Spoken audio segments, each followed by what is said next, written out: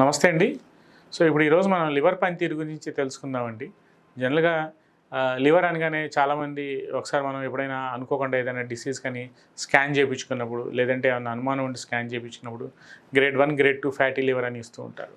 So, అసలేంటి ఈ fatty liver అంటే? ఫ్యాటీ లివర్ అంటే జనరల్‌గా ఊబకాయం వలన వచ్చే బాడీలో లివర్ మీద ఈ కొవ్వు అంటే ఫ్యాట్ అక్యుములేట్ అయిపోవడాన్ని దీన్ని ఫ్యాటీ లివర్ అని చెప్తూ ఉంటామండి. అంటే జనరల్‌గా వాడుక భాషలో ఇది అందరికీ అర్థం కావాలి కాబట్టి చాలా సింప్లిఫైడ్ ఫామ్‌లో చెప్పడం జరుగుతుందండి. సో, ఈ ఫ్యాటీ లివర్ అనేది జనరల్‌గా ఈ గ్రేడ్ 1, గ్రేడ్ 2 ఫ్యాటీ లివర్ అనగానే చాలామంది ఇగ్నోర్ చేస్తూ ఉంటారు.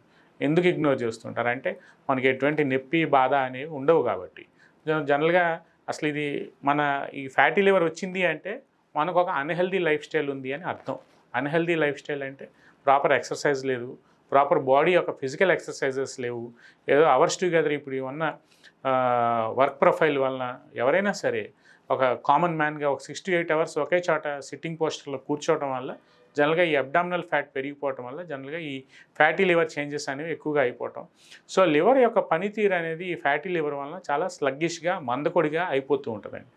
సో, జనరల్గా లివర్ యొక్క మెటబాలిజం, వర్కింగ్ కెపాసిటీ అనేది తగ్గిపోతూ ఉంటుంది. ఎందుకంటే మనం తినే ప్రతి ఆహారం మనకి ఏదైనా what the food we take అంటే అదంతా మనకి లివర్ ద్వారానే మనకి మెటబాలిజం అయ్యి, లివర్ ద్వారానే మనకి గ్లూకోజ్, గ్లైకోజన్ మెటబాలిజం అయ్యి జనరల్గా ఆ ఫుడ్ అంతా బ్రేక్ డౌన్ అయ్యి మనకి బ్లడ్లో కలవటం అనేది జనరల్గా జరుగుతూ ఉంటుంది.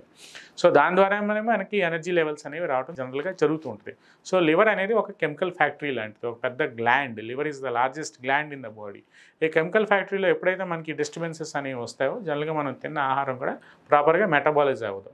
అంటే అన్నం అనేది జనరల్గా దాని యొక్క పనితీరు అనేది, ఆ లివర్ యొక్క పనితీరు అనేది తగ్గిపోయినప్పుడు జనరల్గా లివర్ మనం ఏదైతే ఫుడ్ తీసుకుంటామో ప్రాపర్గా మెటబాలైజ్ అవ్వకపోవటం వల్ల జనరల్గా అక్కడ నుంచి మనకి కోమార్బిడిటీస్ అనేవి కనిపిస్తూ ఉంటాయి. అంటే దీర్ఘకాలిక వ్యాధుల్ని బారిన పడటానికి చాలా ఎర్లీ స్టేజ్లో ఉన్నాము, జాగ్రత్త పడండి అని చెప్పడం అనేది ఒక సంకేతంగా, అంటే ఒక సైన్గా మనం ఫస్ట్ అండ్ ఫార్మోస్ట్ థింగ్ దీన్ని మనం ఒక స్ట్రిక్ట్ రూల్గా మనం తీసుకోవాల్సిన అవసరం ఎంతైనా ఉందండి.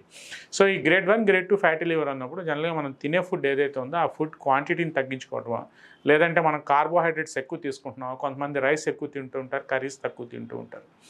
కొంతమంది కంటిన్యూస్గా స్వీట్స్ తినే అలవాటు ఉంటుంది. కొంతమంది ఆల్కహాలిక్స్ అంటే కంటిన్యూస్గా ఆల్కహాల్ తీసుకుంటూ ఉంటారు అన్లిమిటెడ్గా. సో, వీటి వల్ల కూడా ఈ లివర్ అనేది పనితీరు అనేది తగ్గిపోయి జనరల్గా అది ఆల్కహాలిక్ లివర్ డిసీజ్గా మారిపోవటం, జనరల్గా అక్కడ నుంచి అది సిరాటిక్ చేంజెస్ అనేవి రావటం, అదంతా ఒక స్టేజ్ ఆఫ్ ప్రాసెస్గా over the period of time అనేది మనకు ఒక 10 to 15 ఇయర్స్లో మొత్తం బాడీ అనేది డ్యామేజ్ అయిపోయే ఆస్కారం కూడా దీంట్లో ఉందండి. సో, ఎప్పుడు ఏంటంటే మన లివర్ అనే పనితీరు అంటే ఫంక్షనింగ్ అనేది బాగుంటేనే బాడీ ఫంక్షనింగ్ అనేది ఫిజియలాజికల్ యాక్టివిటీస్ అనేవి నార్మల్గా జరుగుతూ ఉంటాయి. రెగ్యులర్గా ఏదైతే రెగ్యులర్ ఫిజియలాజికల్ యాక్టివిటీస్ అనేవి జనరల్గా జరుగుతూ ఉంటాయి. ఆల్కహాలిక్స్లో కూడా మనకి ఎల్ఎఫ్టీ అంటే ఎస్జిఓటీ, ఎస్జిపిటీ, ఆల్కలైన్ ఫాస్ఫేటేజ్ అనే ఎంజైమ్స్ పెరిగిపోతూ ఉంటాయి కొంతమందిలో. అయినా కంట్రోల్ చేస్తూ ఉంటారు. ఎందుకంటే ఆల్కహాల్లో ఉండే ఎథనాల్ కంటెంట్ అనేది లివర్లో చాలా ఫాస్ట్గా అబ్జర్వ్ అయిపోవడం వల్ల కూడా ఈ లివర్ డ్యామేజ్ అనేది చాలా ఎర్లీగా జరుగుతూ ఉంటుంది.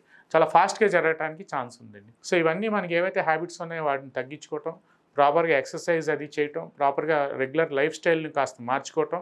అదే మనకి ఏదైతే స్టేజ్ 1, గ్రేడ్ 2 ఫ్యాటీ లివర్ అనేది మనకి ఏమన్నా అల్ట్రాసౌండ్లో డయాగ్నోస్ అయ్యి మనకి పొట్ట అనేది బాగా ఉంటే 10% ఆఫ్ ద వెయిట్ ఏదైతే ఆ వ్యక్తి అప్పుడు అక్కడ ఉన్నాడో ఆ 10% ఆఫ్ వెయిట్ బాడీని తగ్గించుకోవటం, బాడీ వెయిట్ని తగ్గించుకోవటం చేసుకుంటే ఆటోమేటిక్గా మళ్ళీ మన హెల్దీ లివర్ని రిటైన్ చేసుకోవచ్చండి. సో, కొంతమంది వాటర్ చాలా తక్కువ తాగే హ్యాబిట్ ఉంటుంది.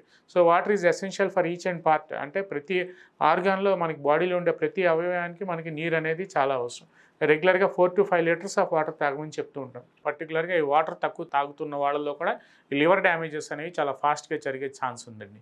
సో, బేసిక్గా కొన్ని కోమార్బిడిటీస్ ఉంటాయి. అంటే కిడ్నీ సమస్యలతో బాధపడే వాళ్ళు కానీ, లేదంటే ఇతర ప్రాబ్లమ్స్తో దీర్ఘకాలిక వ్యాధులతో వాళ్ళకి లిమిటెడ్ వాటర్ ఇన్పుట్ ఉంటుంది.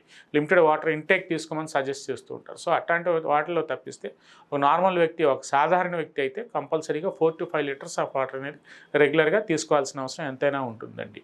సో, ఇది తీసుకుంటే మనకి బ్లడ్ ఫ్లో అనేది, రక్త ప్రసరణ అనేది ప్రతి అవయవానికి ప్రాపర్గా జరుగుతూ ఉంటుంది. సో, ఆర్గాన్ డ్యామేజెస్ అనేవి తక్కువగా జరుగుతూ ఉంటాయి. కొంతమందిలో ఇప్పుడు ఈ లివర్ డ్యామేజెస్ అనేవి స్టార్ట్ అయిన తర్వాత ఎర్లీ సైన్స్ అండ్ సిమ్టమ్స్లో మనకి జాండిస్ అంటే కామెర్లు అనేవి కనిపిస్తూ ఉంటాయి. కొంతమందికి స్కిన్ అనేది చాలా లైట్ ఎల్లో కలర్లో కనిపిస్తుంటుంది.